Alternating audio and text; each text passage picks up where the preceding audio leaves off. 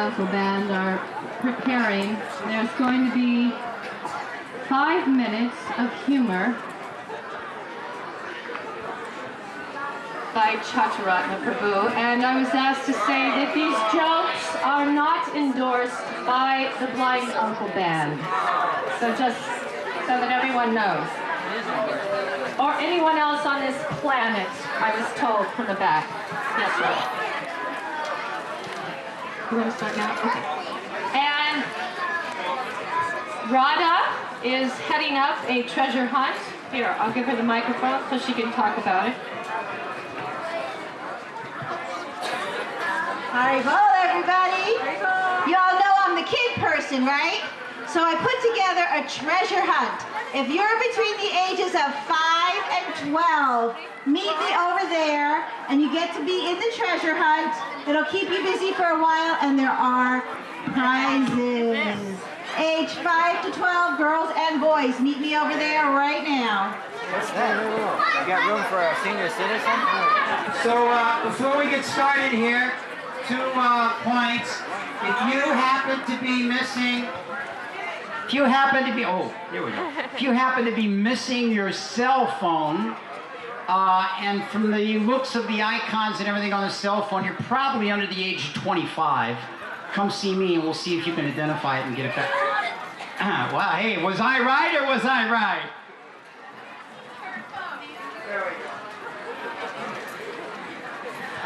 Also, before we get started, there's 4 people that we owe a bit of appreciation to that made this happen the way we see it.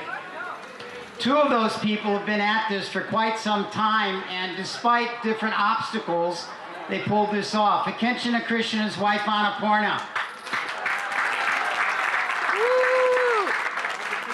Excuse me, but is that the best you got for them? And Kensha's son, Div, and his good buddy, Narayan, lined all the tables and chairs up and all the site on the festival, so we appreciate their help also.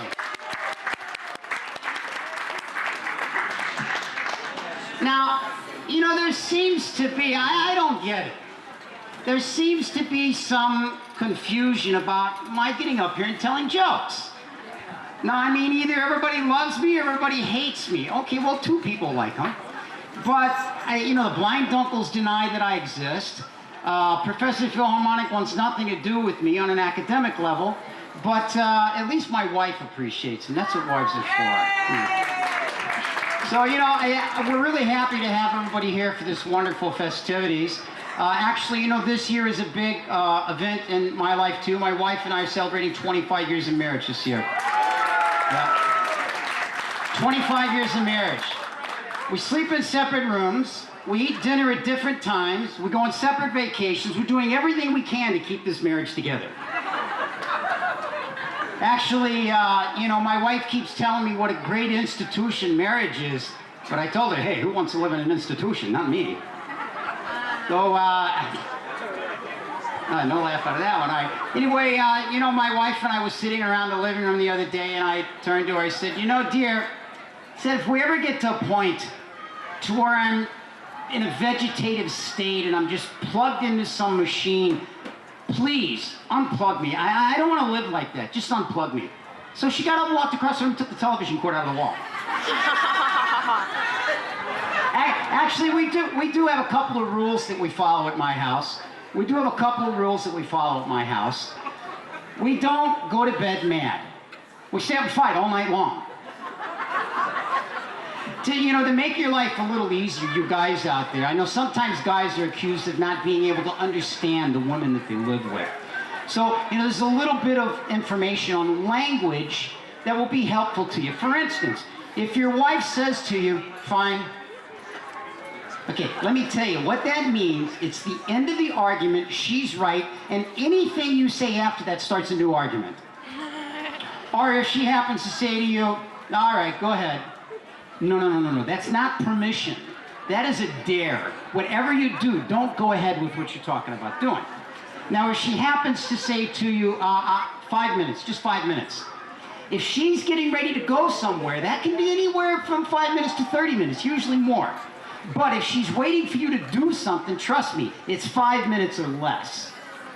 The other thing you want to be aware of, if they give a loud sigh at the end of a conversation, right? This is kind of a verbal expression of their just wondering themselves what they're doing married to such an idiot as you. Of course, now my wife tells me all the time, she says I'm not a complete idiot. At my age, I'm missing a few parts. Actually, my wife, she kind of keeps up on medical things, And so she told me there's this new process of giving birth that it's a lot less traumatic. You give birth to the baby underwater. And a lot less traumatic for the baby. I'm sure the other people in the pool get pretty freaked out about it, though. I don't know. But she was telling me the other day her mother-in-law was coming. So, I'm a good guy. I went out and bought a chair for her. The entire time she was there, my wife refused to let me plug the chair in. But, I tried to be nice to my mother-in-law. I tried to be nice to her. She came, and so I said to her, welcome to our home. My house is your house. And she looked at me and said, well, get the hell off my property then. Now, I don't know. The truth of the matter is, my wife's a little immature. I'm sitting in the bathtub playing with my boats the other day, and she comes in and sinks them all on me. Now, that kind of... The bathtub boats, they go underwater, they don't float anymore. All right, you're all alive out there again, right? My wife was telling me the other day as we were preparing for her mother's visit that, geez, you do the dishes, you make the beds, you dust the furniture, and 6 months later you got to do it all over again. I think maybe the cleaning thing at our house needs a little fine-tuning. I was sitting in the living room and she calls me in from the kitchen. She says, hey dear, what's on the TV? So I looked over, dust. Duck for the pots coming through there. So, let me see here. My wife did come in the other day. I was sitting there reading, and she walked in. She said, dear, I was just looking in the mirror, and, I've got wrinkles on my face. I'm starting to sag in places, and my hair is getting all dull. I said, hey, well, look on the bright side. Your eyesight's not going out. Actually, my wife is a little technically challenged. She went out and she bought one of the... Hey, don't look at your watch. Put your watches away. I saw that. She went out and bought one of those 24 exposure disposable cameras. She took the 24 pictures and threw the camera away. Anyway, we can talk about other things than my wife also. I was in the airport. Everybody knows I travel a lot, so I was flying out of the airport, and I heard this announcement while I was sitting at the gate waiting for the pickup. May I have your attention, please? May I have your attention, please? Will the individual that left his hearing aid at the security gate please return for it? Now, I don't know about that. Mrs. Thompson's looking over the fence, and she sees that little Johnny's out there digging a hole in the backyard. He's got the shovel, and he's digging away. She says, Johnny, what are you doing there? Well, my goldfish is dead, and I'm gonna bury him. Well, that's a pretty big hole for a goldfish. Yeah, well, he's in that stupid cat of yours. All right. Uh-oh. All right, well, listen, just one little thing I'd like to leave you with as we go out here. Thought occurred to me the other day. Do people that are illiterate get the real benefit of alphabet soup? I don't know. All right, just remember one thing. Whenever you see me and I'm smiling, it's because I don't know what the hell's going on. Thank you very much.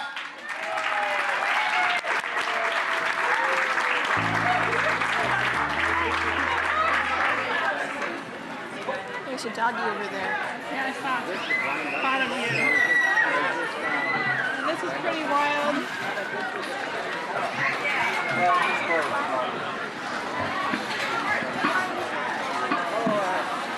If it's too loud, I'm going to go back. But if you're up here, you can see all the props and stuff. See, Kendra's guitar down here. Yeah, I saw. That's pretty cool, isn't it? He made that guitar. Wow. Test. Hare Krishna, Hare Krishna. Krishna, Krishna, Hare Hare. Hare Rama, Hare Rama. Rama, Rama, Hare Hare. You have a level, Nitai? All right. Hare Krishna. This one's a lot louder. Yeah.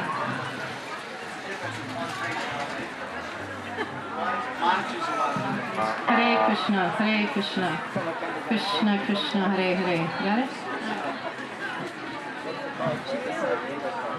Well, I just want to say that today is a traditional American holiday, as we all are aware of. So this allows us an opportunity to come together to give thanks to Krishna for all the wonderful blessings that we have in our lives. One of the things that we have to be grateful for on Thanksgiving Day is that Srila Prabhupada brought us all to Krishna. So we owe everything to Srila Prabhupada. And I would like to just share a little something that I learned from Vaisheshekha Prabhu when he was here recently doing the book distribution seminar. And one thing that he says when he's out distributing Srila Prabhupada's books is that he goes up to the conditioned souls and he hands them, he says, "You get to see one too." And he puts a Bhagavad Gita out. And he said, "The eyes see, the ears hear, and the hand grabs." So quite naturally, most of the souls will take what's put out in front of them. So he explained, he opens up the book and starts showing them the changing body pictures, and then he says to them, "A grateful heart is a happy heart." Have you noticed the only thing lacking in this world is gratitude? You may have numerous material things, but if you don't have gratitude, you can't really experience happiness, because real happiness comes from within. And everyone agrees, and I've tried this mantra going out and doing the book table, which, by the way, this Saturday, our Weekend Warrior program is happening. We only have 6 warriors signed up to do the book table at Hitchcock's. This is a fantastic opportunity for everyone to be able to give the mercy of the Lord to the conditioned souls. Prasadam, feast flyer invitations for Prabhupada's books. This is 2005 So if you have just Thanksgiving. the slightest inkling in your heart to want to distribute Prabhupada's books or Prasadam, please go and see Akuti Prabhu or myself, because there's only one spot open, and that will be from 4 to 6. So please see us so we can get it set up for you. All right, and now, uncles, are you ready? Okay, so we're going to...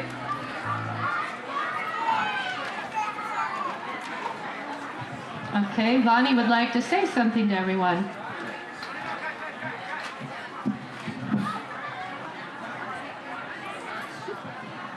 Hello, everyone. The following announcement is for all the children in the audience.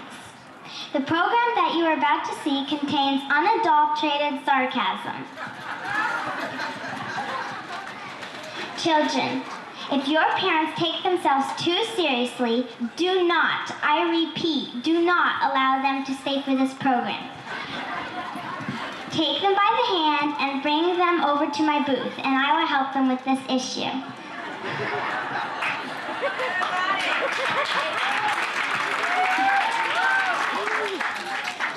If I am too busy, take your parents home and go on my website at www.lightenupprabhus.com. Again, that's www.lightenupprabhus.com. And now, I would like to introduce the next person on our program. Everyone, please give a warm welcome to Dr. Phil Harmonic.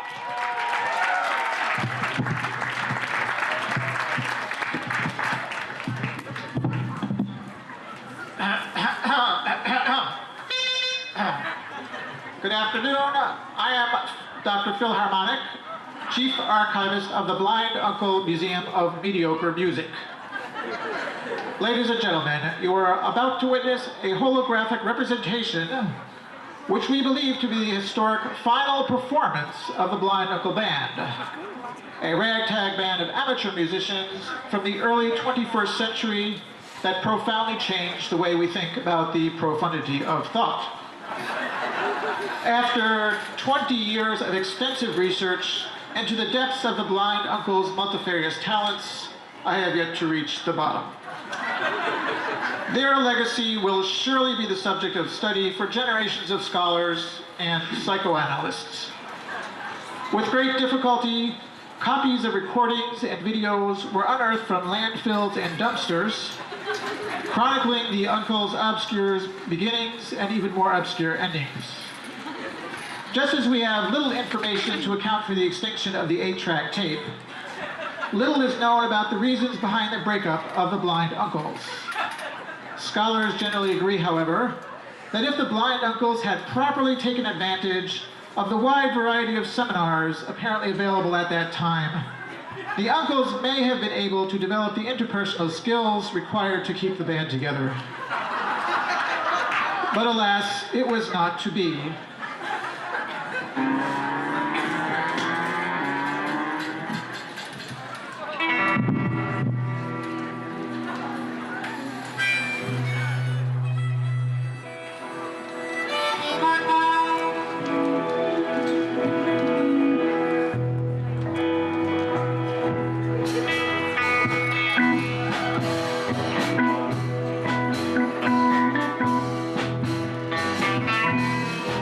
We was living in the temple, ain't got no bills to pay. Always living in the temple, ain't got no bills to pay. Then we packed it all up and moved down to old Alachua. Got some land in the country and put down a mobile home.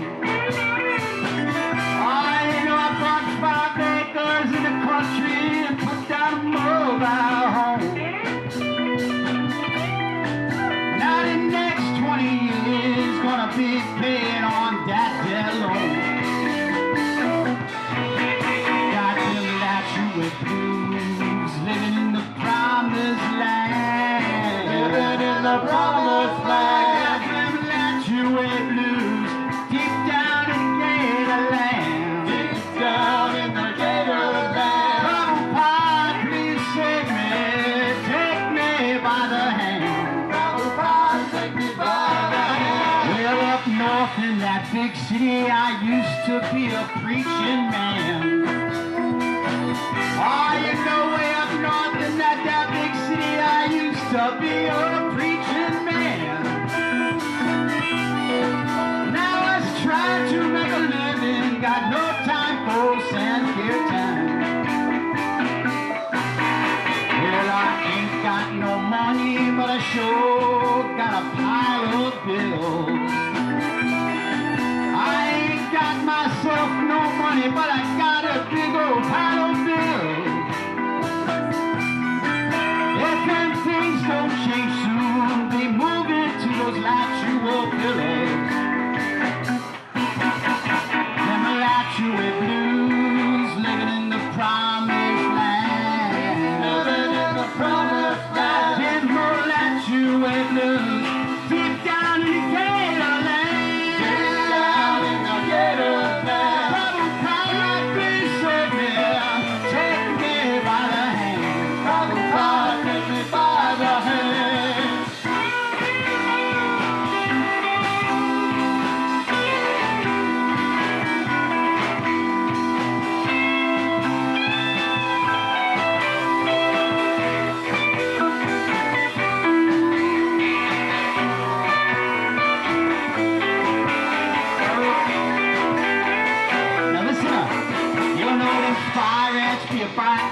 Biting on me all night long.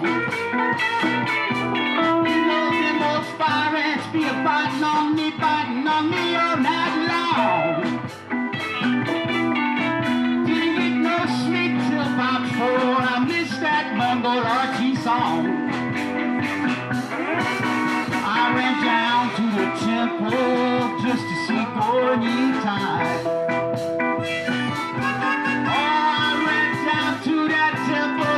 Get a glimpse of Gordy Tide.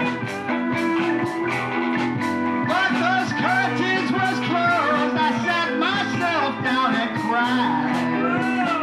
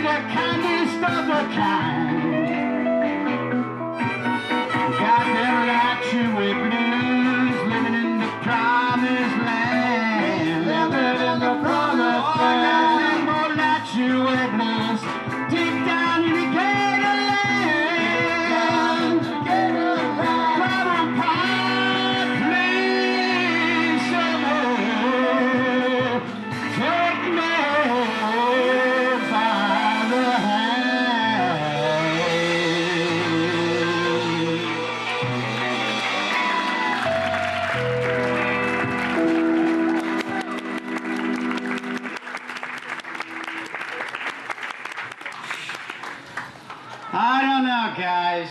Jeez.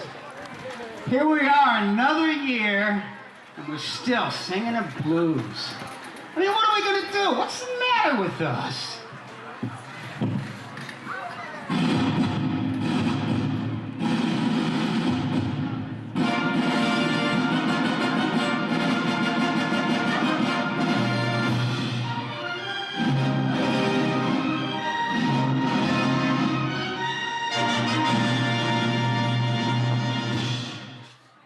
A long, long time ago, in a community far, far away.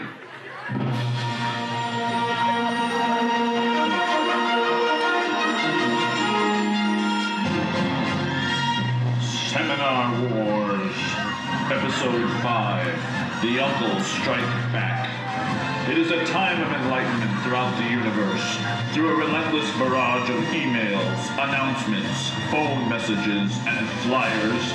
Seminar facilitators have spread inner peace, improved relationships, and intestinal health throughout the galaxy. However, on the remote planet of Lay Cross, a thick-headed band of incompetent musicians known as the Blind Uncles remain stranded, untouched by these waves of enlightenment. To put an end to this treacherous stagnation, seminar directors have dispatched 3 heroic facilitators, Larry, Shirley, and Mo, to tackle the universe's greatest challenge, bringing mental health and emotional maturity to the dreadful Blind Uncles.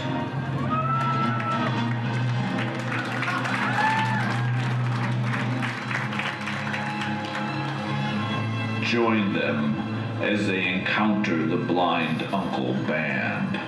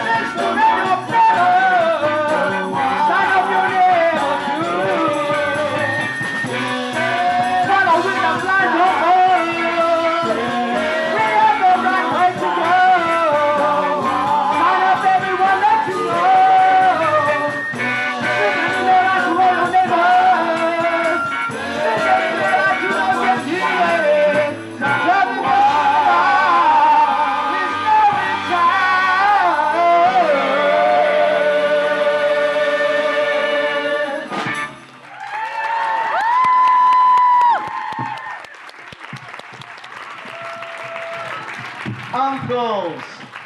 Uncles. Give me a... Uncles, there's no need to sing the blues.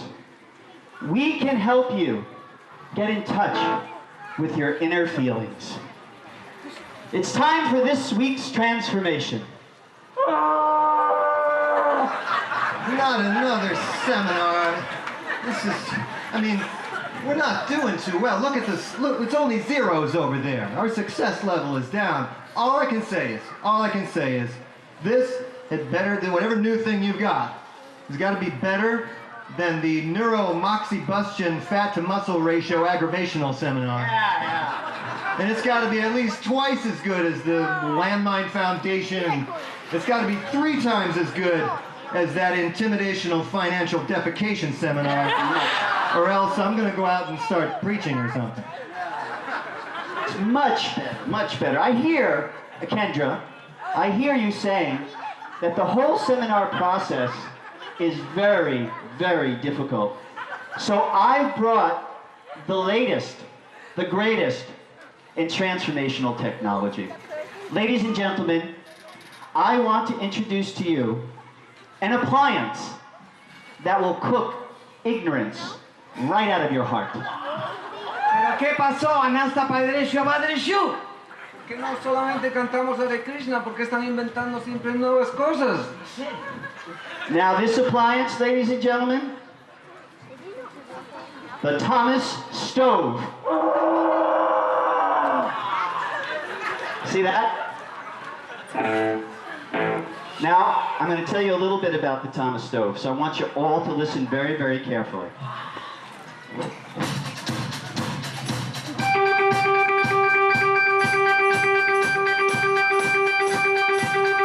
Welcome, gals and guys, to the stove that changes lives. Now it's time for your test drive. Step inside, step inside. Transform your lifestyle with the turn of the dial. It'll help you get along, get along, get along. Ha! Once inside, you'll never be the same. Shine and line, so I won't be the blame. Get it to the stove, it's a treasure trove. Get it to the stove, get it all your dough. If you want to change real fast, just increase the flow of gas. All the demons of your past will not last. What a blast! Right before your eyes, your problems will vaporize. I'm gonna win the Nobel Prize. Nobel Prize, Nobel Prize. Hey, once inside, you'll never be the same. And if you won't remember your own name, get into the stove. It's a treasure trove. Get into the stove. Give me all your dough. Ha! Get into the stove. Into the stove. Get into the stove.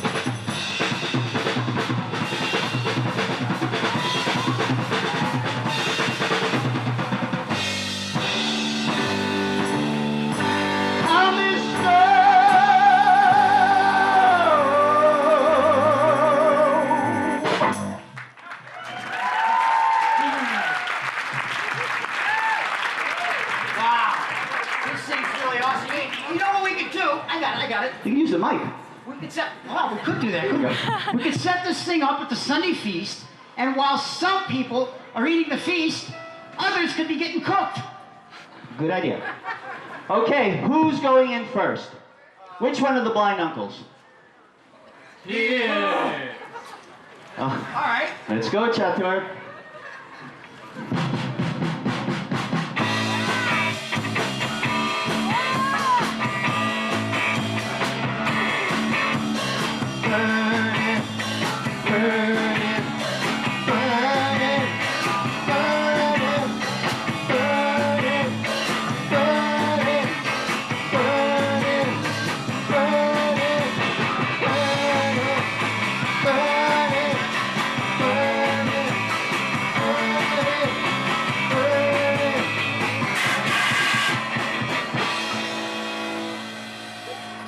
Chatur, now, how do you feel?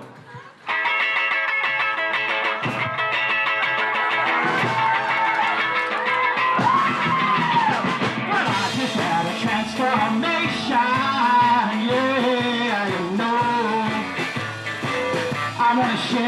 with the world. What's better than self-realization? Yeah, you know. I want to share it with the world. We're doing it Monday and Tuesday at 2:30. You really should join us. I used to be just like you. You come along with me. I might. Oh, won't you come along with me? I might. Oh, won't you come along with me? I might.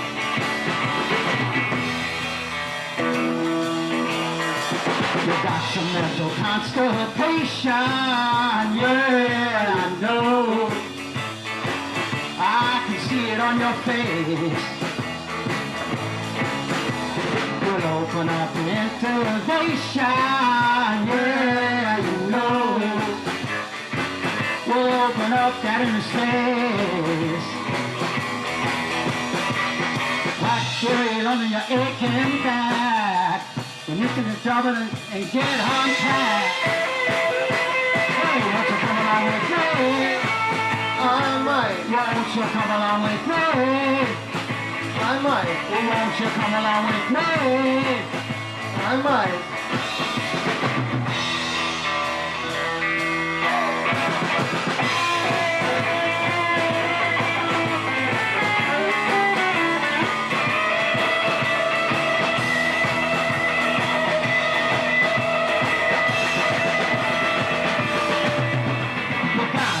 Some information, yeah, you know.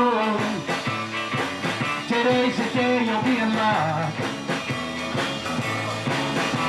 Come on, I need some validation, yeah, you know. I just spent $2,000. A few dozen hours and 1,700 bills. And you'll be as open and honest as Dr. Phil. Hey, won't you come along with me? I might. Or won't you come along with me? I might. Won't you come along with me? I might. All righty, Kinder, come on. I might. Won't you come along? I might. You know you need it. I might.